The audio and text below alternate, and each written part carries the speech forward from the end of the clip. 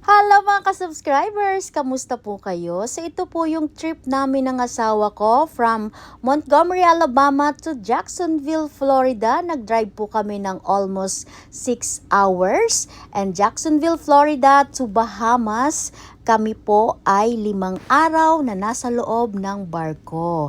At mag-park ka po ng sasakyan, meron pong bayad, $80. Wala pong cash. Credit card lang or debit card. So medyo malayo-layo din po ang lalakarin galing sa aming pinagparka ng car at medyo mataas-taas din. Yan, kita nyo ang laki-laki.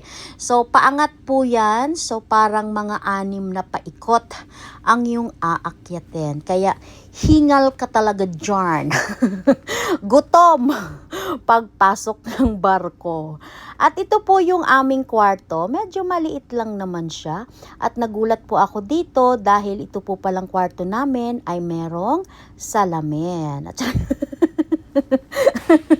hindi dyan. Dito po ako nagulat dahil meron po palang pa-balcony ang aming room. So matatanaw mo talaga ang mga sirena, mga dugong, matanaw mo ang mga tsismosang isda mamaya kapag tayo ay nasa gitna na ng dagat. O diba? Ang saya-saya. So ito din yung unang beses na napasilip ako. Nahangog-hangog si Mabet. Nagpo-float-float. Speaking of floating, ganun din po ang nangyari sa tiyan ko. Para ding may dagat sa loob ng aking tiyan. Ganun po yung experience ko sa pangalawang araw namin. Ako ay nag-float. Ano bang tawag doon sa Tagalog? Nagbudal. Kinabag, ayun. Kinabag tayo dahil dyan sa wave tayo habang nasa loob ng barko.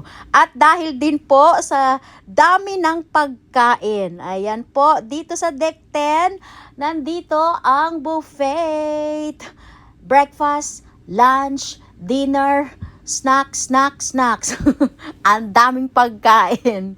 So, 2 po yung serve sa breakfast, lunch, dinner. 2 pwede mong pagpilahan. At dito sa gitna, meron po ditong pa-sweet spot. Nandyan po yung dessert, katulad ng cakes, cookies, muffin, jello, o lahat ng dessert na gusto mo nandyan. And meron ding salad bar dito sa may gilid.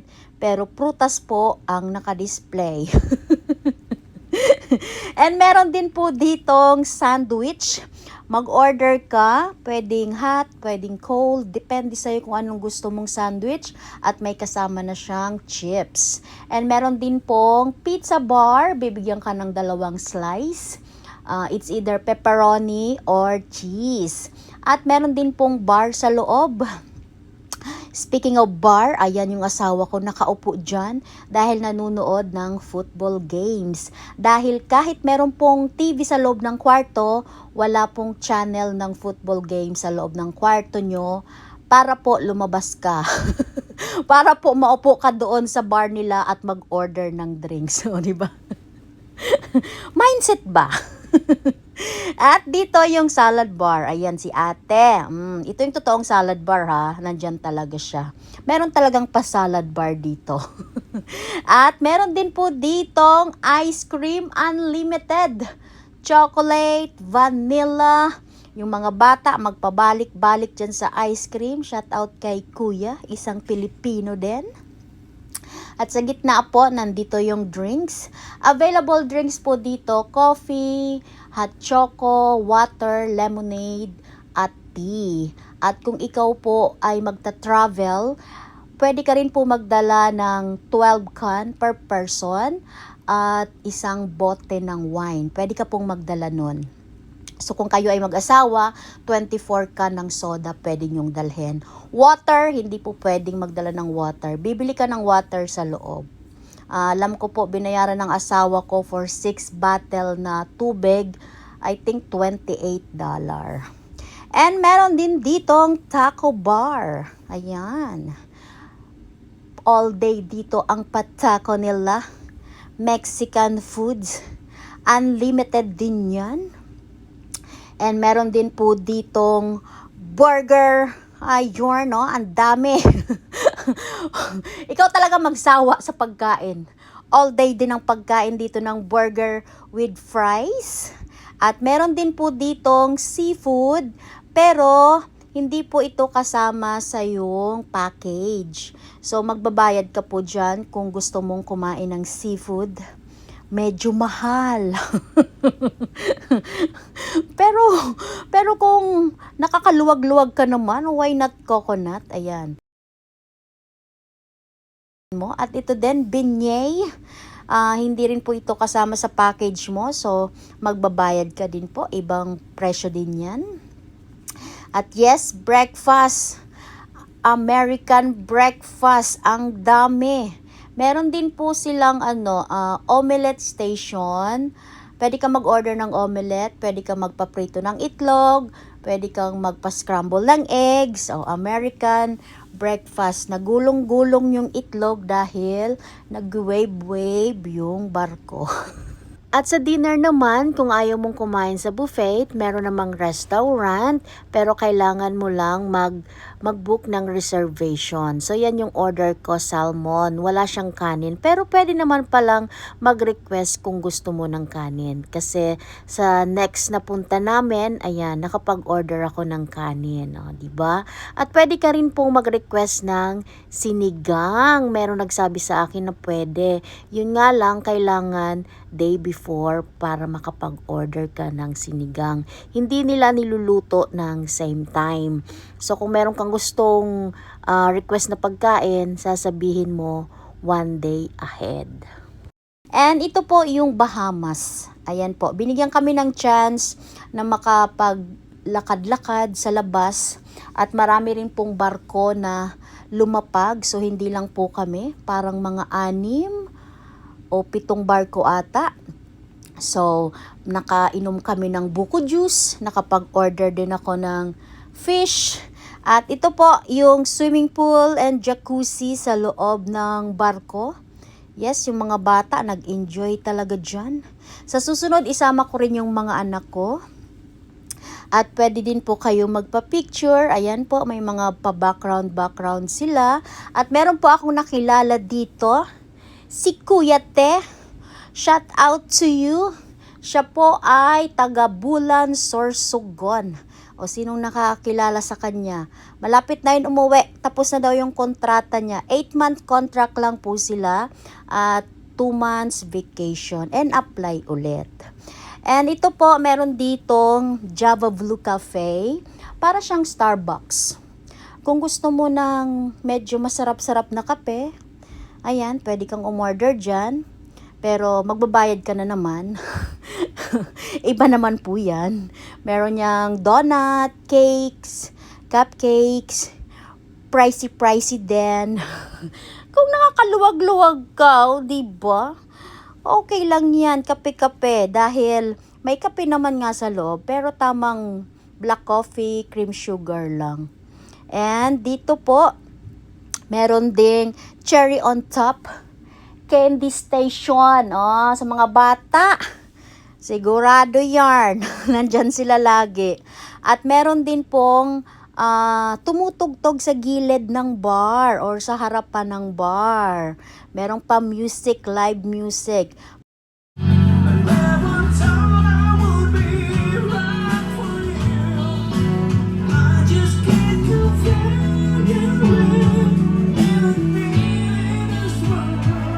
O yan, okay na yon at baka mas-CPR tayo. Lahat po sila ay mga Pilipino. Shout out sa kanila. Hello mga kuya, ang ganda ng mga bosses nyo. At tingnan nyo naman si Kuya Teo.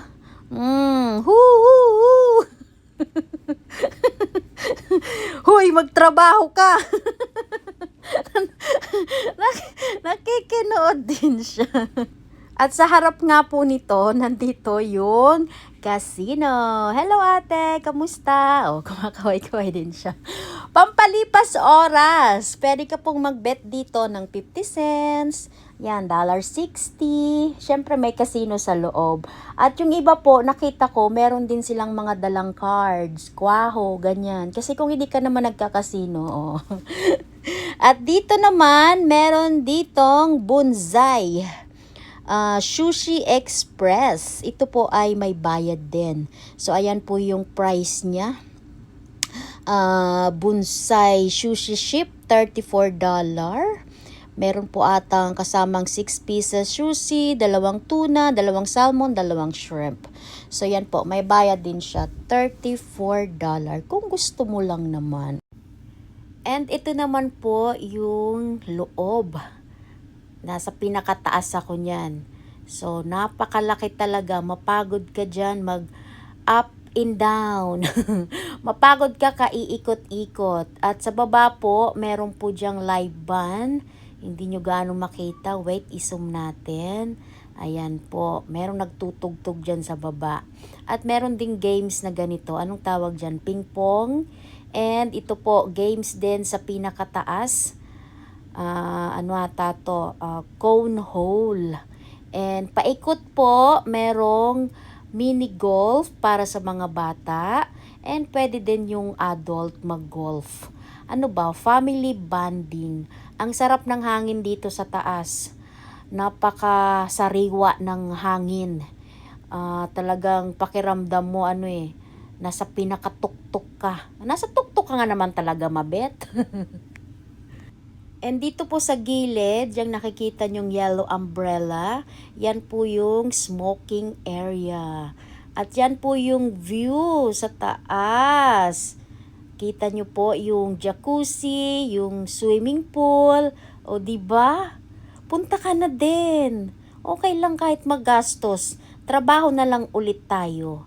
5 days vacation. Wala kang iisipin. And meron din pong liquor store sa loob. Siyempre, alam nyo na, nandyan yung asawa ko, kaya nandyan ako. At lahat po ng bilihin dito ay wala pong tax. Walang tax, pero siyempre, medyo pricey. So, yun lang po ang aming anniversary trip. Salamat po sa panonood.